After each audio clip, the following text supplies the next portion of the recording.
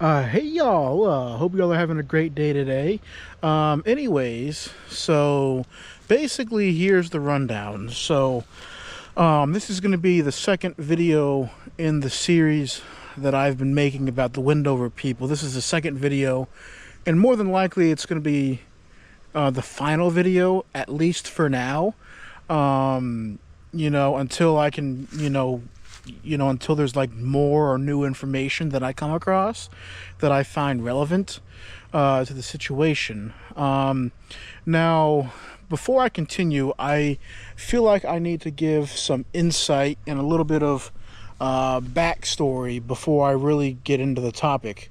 Now, for those that watched the first initial video, know that I got a private tour from, when I was at the Brevard Museum of History and Natural Science up in northern Brevard County. And by the way, it's a really great museum, and I'll try to include some information in the description about the museum. But anyways, I got a private tour of the exhibit, and it was just phenomenal. The guy walked me through it and all that stuff. I'll include his name as well, and below, also in the description. But it was a fantastic experience. He went into detail.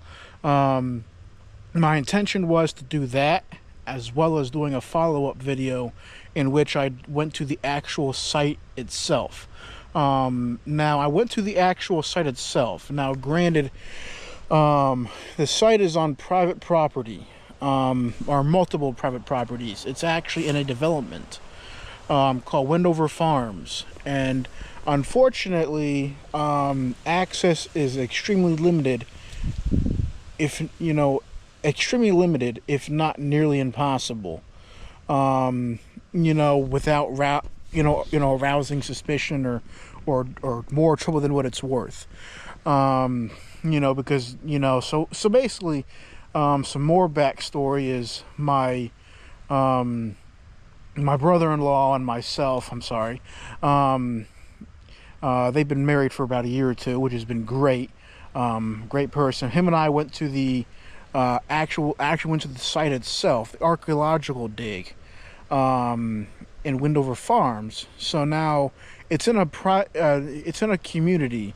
It's not a gated community, at least last I checked, but it was in a community in which we just drove in, and as soon as we kind of pulled in, we kind of went down the road and went to where the lake was, or the pond, or swamp, what it was previously kind of like kind of like that previously in its original state.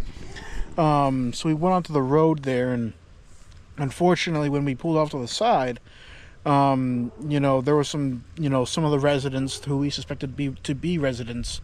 At that point, we were kind of getting some looks. So it was like, okay, so at this point, they were kind of, at this point, they've probably been dealing with this for years. People who wanted to go to the actual site and look, and they were, they'd been dealing with trespassers. So at this point, it was kind of like we were getting weird looks. And it was like we didn't want to just, and plus we didn't want to just walk on private property. But I did get a short clip of the actual site, the archaeological site, from the road. So there's houses surrounding it, excepting for a few empty lots that were open. And we were able to kind of get a glimpse before we just said, before someone calls the police on us, let's just, go and get out of there before it becomes a problem. Now, anywho,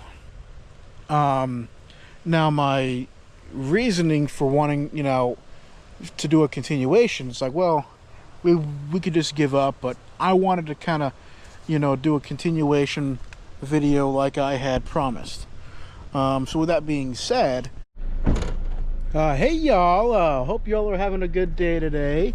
Today we're gonna do something a little bit differently today. I know this is a little weird. I'm gonna have to probably just do a little bit of filming from right here, and just probably have to just edit over and just do like a little video afterwards. But right there is a pond right there.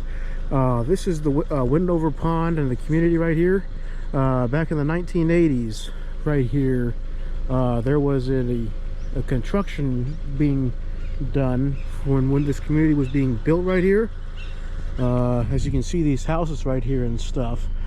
But anyways, just checking in here, just wanted to show you the area, and then I'm gonna come back and do a little conversation later, you know, and fill you in on more information. But this is part 2 of last year's initial video on the Windover people. So check in, or I'll be checking in with y'all in just a second to fill you in on more information about it.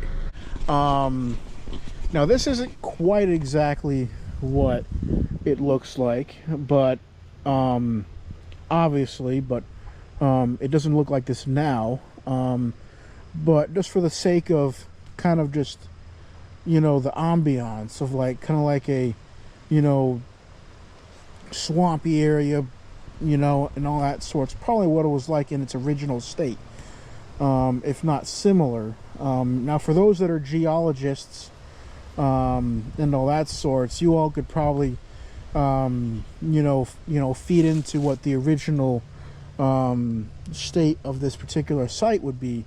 But imagine, you know, but they were called the Windover people, the Bog people.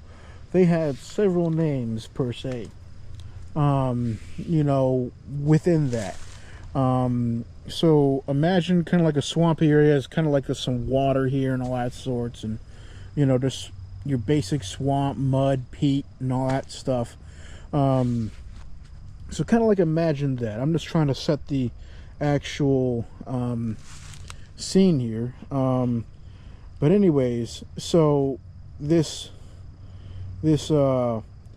archaeological site had maybe about now as far as the bodies themselves, I'd like to say that the bodies were there for about 8,000 plus years. You know, the ones that they were found and wrapped in fabric and all that sorts. So that's pretty much the deal. So now as far as where like the time that these bodies were found was maybe about 1982, 1983 approximately. They were found in this, you know, in a particular swamp and bog, as I mentioned, not quite like this, but maybe something similar. You know, maybe kind of like a swampy area and all that sorts. So leading up to the actual discovery of them, the bodies had, as I mentioned, they were there for about 8,000 plus years, if not maybe a little bit more, give or take. So with that being said, of course, there was a construction worker who was out there with an excavator and, you know, digging up the area and stuff, and, you know, started to notice, oh, look, there's some rocks there, but they were in a particular shape, like round shapes. And I was like, whoa, this is interesting. So he gets out of his excavator or his machinery that he was driving at the time, and looks at them, and, you know, because they had a particular look about them, you know, and he looks up, you know, he picks one of them up and turns it around, and there are 2 eye sockets staring back at him. So that's pretty much how that, you know, was discovered. And then of course the police were called, and you know, of course, once the police were called, the medical examiner looked at it and said, oh, this isn't just some little murder scene. This is a archaeological dig. So at that point, he then suggests that they call the people, you know, some archaeologists in.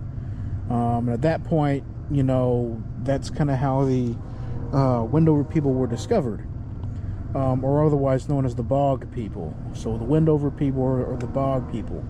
So with that being said, that's kind of how they were discovered. And now one thing that I'm also going to include in the description is also the link to my full video of the private tour of the actual exhibit that was at the Brevard Museum. So make sure that if you are in, check out the video as well. But also, if you happen to be in the area, now I'm not a promoter for the, or I'm not associated with the museum. I'm not paid to say anything. I'm just a regular old citizen here that's, someone that likes to promote, if I see something good that maybe a museum is doing, or maybe a historic site or whatever the case may be, I like to kind of promote, those particular places, just for the sake of, preserving and sharing great history. So anyways, with that being said, make sure that you check out the museum, and I'll include the information for said museum in the description of the video.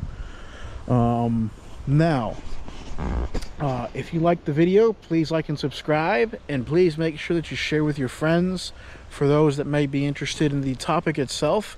Anyways, I hope you all have a great rest of the day, and see you around. See you in the next episode. Hey y'all, just wanted to thank you for checking out my video.